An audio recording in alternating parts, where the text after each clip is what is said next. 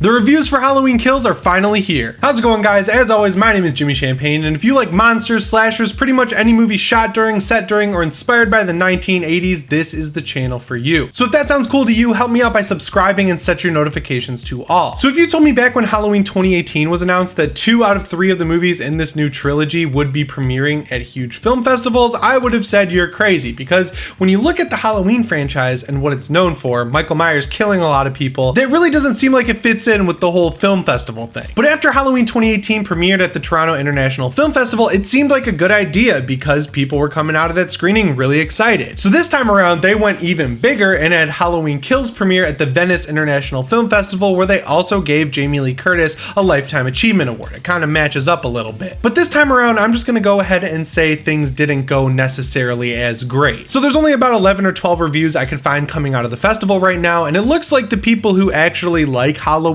actually really enjoy the movie, and the people who don't really care all that much for slashers don't necessarily love Halloween. But the funny thing is, when you look at a lot of these negative reviews, the things that they're docking points for are things that people who really like Halloween are going to the movies to see. The first thing we got to get out of the way, though, is that every review seems to be confirming that this movie has some of the most gnarly kills in the entire series. The first review I read was over at Discussing Film from Ben Rolfe, and he said this is a blood-soaked roller coaster of a film, which is exactly what I wanted to hear going into it, because we all know how good the kills were in Halloween 2018, but I know when I left the theater, I was like, man, the kills were so good, I'd love to see a lot more of them. And then we heard that Halloween Kills would be doubling down on that, and everything is just turning out exactly how I wanted. The account for the film festival Beyond Fest, which I've actually been to a few times and absolutely love, tweeted out their praise for the movie. They said it has kills that we haven't seen the likes of in over 40 years, and that makes me happy, because this is a late 70s franchise that really found its footing in the 80s and got its name for some truly awesome 80s style kills. So bringing it back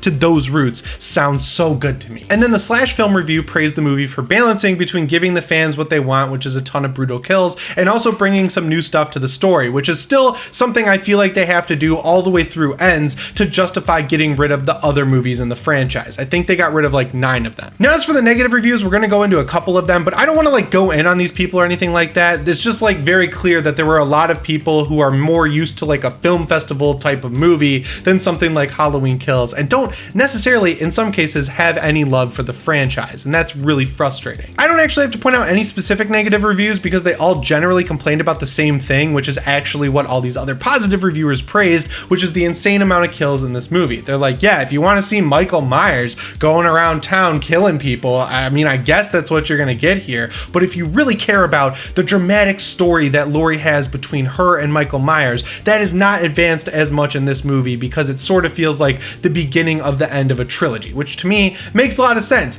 Laurie got stabbed pretty brutally at the end of Halloween 2018. We know she's going to be shacked up in a hospital for this entire movie, and I'm totally fine with her taking a back seat a little bit. We already got the movie where she's constantly inserting herself in Michael's path, saying he's coming for me, when he's actually not. He just wants to kill people and make the town very afraid on Halloween. So I feel like it's good that they're going in that direction for this second movie, and they're gonna have some big consequences for the third movie, which will wrap everything up. Like, a lot of people just don't seem to understand that this is the middle movie of a trilogy. Now, of course, it could be an Empire Strikes Back situation where we get all of these weird negative reviews of the movie because of the way it ends, and then when the third one comes out, it retroactively improves the reputation of the second movie by contextualizing a lot of the events that happen in it. I feel like that could definitely happen if they nailed this third movie, and it seems like they're already thinking of how to do that because they're doing a time jump between Halloween Kills and Halloween Ends. Like, there's a lot of hard work going on to make sure that they stick the landing with this third movie. Another thing I do think is worth pointing out, though, specifically, is that a lot of these critics took the fact that they were writing a negative review as a go-ahead for spoiling major plot points and reveals from the entire movie. Like, it comes off very self-important to me when your review has the vibe of, well, because I'm giving this a negative review, no one's going to see it, so I can just spoil a massive moment from the movie. I had one moment spoiled over and over again in multiple reviews, and all of them were negative. It was absolutely bizarre. Like, I don't understand why when you're seeing a movie on September 7th that comes out on October 15th, over a month later, that has a massive fan base that's been doing a lot of work to avoid all of the spoilers that Universal loves to put in their trailers, you just feel like it's okay to go ahead and spoil huge moments from the movie. Like, I don't know, guys, even Universal didn't spoil some of the stuff that was showing up in these reviews. So if you don't want things spoiled that are big moments from the movie, movie, I would not recommend reading pretty much any review until you've already seen it, or unless it's specifically marked as spoiler free, of course. I am going to highlight one review though that really stood out to me as kind of egregious and just honestly mean-spirited in a way that I feel is totally unwarranted. I'm not going to say the website, you'll probably be able to find it after I read it out, but I just don't want people attacking this person, so don't go out and find them and be mean to them or anything like that. That just makes Halloween fans look bad, and it gives them ammo to be like, oh, this fandom is toxic, like they do with the Snyder Cut fandom. It's the same situation, so don't go out and be mean to this person because of this quote I'm about to read. So what this review said is that Green's tactic is in 2018 was to make a sequel to the 1978 film that simply ignored the fact that 9 other Halloween films happened in the meantime. This was the best choice he, along with co-writers Jeff Fradley and Danny McBride, could have made because all of those films are, to use the correct critical term, shite. Alright, first of all, again, I think it was actually a good choice to ignore everything after the first Halloween, especially when you're making a sequel 40 years later. It's nice to have a clean slate that you can work off of, and Halloween 1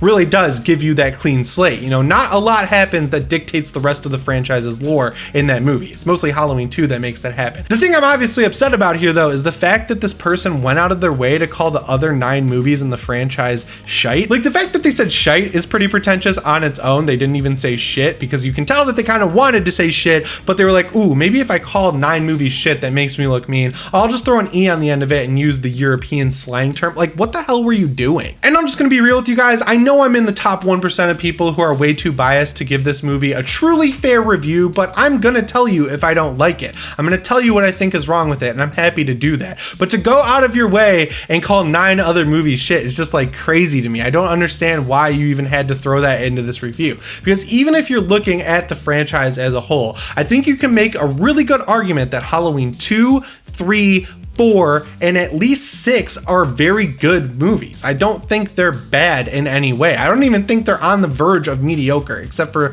maybe 6, a little bit like that. And Halloween 5, other than the mask and some weird plot points, I know there's a lot of people who love arguing that that's a really good movie in the franchise too. So that's what I was talking about when I said that there's these reviews out there that are definitely made by people who don't understand the way the fandom works for this movie. Like, I get it, right? You want to see Laurie Strode talking about topical things in this movie because that's how it was marketed, as like Michael Myers being the disseminator of fear, and that's really what he is if everything I've heard about this movie comes to be true. He's killing all of the people in the town of Haddonfield that come within his path. He's becoming truly scary and truly supernatural, and that's what we've heard in the trailer, so I don't think it's really a spoiler, but I like that change. I liked what they did with that in Halloween 5 and 6 by introducing the Cult of Thorn. That was a cool way to work in the holiday of Halloween, and I don't know if they're really going to talk about Halloween itself in this movie, but the fact that they're getting closer to that, and then Halloween Ends is probably going to take place on Halloween night, so it just gives the holiday something to be scared of in a really cool way. And I like the plot they're spinning with Laurie Strode. I honestly think it is cool and topical and gets people thinking about things in a different way, but the first movie did it in a way that was subversive, and you actually had to think about what's happening in the movie to kind of get the message it was trying to get across. Whereas this movie, it seems like people are upset because it's doing the same thing and not just beating you over the head with a political message. I get that. I think there's an audience for that, but criticizing Halloween for not doing that is just crazy to me. People are going to the theater to see Michael Myers put on a William Shatner mask and murder people in cool ways. David Gordon Green said that this movie is supposed to be a roller coaster that you go to the theater to see with your friends and be scared and have a good time. It's supposed to be fun. It's not supposed to make you depressed. I like when movies have real world angles to them where you can watch the movie and the movie's good and this stuff is worked into the actual movie itself, and then you can leave the theater, sit in your car or sit at your desk at work and daydream about this stuff and really just think about what it's trying to say. When a movie just beats you over the head with it, you're not going to receive anything in a way that's not antagonistic. So yeah, that was a massive tangent, and I guess my whole wraparound here is that I don't care if people like Halloween Kills or they don't. I haven't seen the movie. I might not like it. From what I know about it, thanks to people spoiling every major plot point to me, I feel like I'm going to like it. It's bringing everything I want from the franchise, which is a ton of awesome gory kills and Michael Myers going crazy and really giving the town of Haddonfield something to be scared of, so that in Halloween Halloween ends, they can plan accordingly and maybe hit him back. It's a classic formula that was introduced by my favorite movie franchise of all time, Star Wars. You had Empire Strikes Back, where the rebels got knocked down a peg pretty majorly. Like, Luke ends that movie with his hand cut off, but then they come back and return in the Jedi, and it makes their victory even more triumphant. Like, I feel like it's harsh to call this half a movie and denounce the rest of the franchise before you've even seen the end of the franchise. But yeah, guys, I could be totally off base here, so make sure you let me know if I'm crazy down in the comments below. I know I'm like a fanboy for Halloween, I'll fully admit it, but at the end of the day, I have the ability to see when these movies are bad. If you go watch my ranking of the franchise, I'm totally fine criticizing the hell out of these movies, but then at the end saying, yeah, I like it anyway. So yeah, right now Halloween Kills is sitting at like a 45% on Rotten Tomatoes, which I will admit is pretty bad, but there's only 11 reviews there. Give it time. There could be some more coming out as time goes on. And I'll just point out that when I saw the sequel to Blair Witch at San Diego Comic-Con, it had an incredible Rotten Tomatoes score. And then when normal people got to go start seeing the movie, or critics who don't go to film festivals started seeing it, that Rotten Tomatoes score started dropping. So I'm crossing my fingers for an inverse relationship here. Unless the movie's bad, in which case it earned that 45% and can totally keep it. But at least we know Halloween Ends is filming no matter what in January. There's no way they're gonna cancel this franchise going forward. And I think it's good also that Shang-Chi made like $80 million this weekend, because it shows for the right movie, people will head out to the theaters. And Halloween Kills is without a doubt the right movie. I have no doubt that this movie is going to make a lot of money. And it looks like Sony also has no doubt that Halloween Kills is going to provide some competition, because just like I said they would, they moved Venom up to October 1st to compete with James Bond. So I hope that goes well for them. Anyway, guys, make sure you let me know what you think of these Halloween reviews down in the comments below. And remember to subscribe and set your notifications to all if you haven't already. As always, my name is Jimmy Champane, and I'll see you in the next one. Shape on.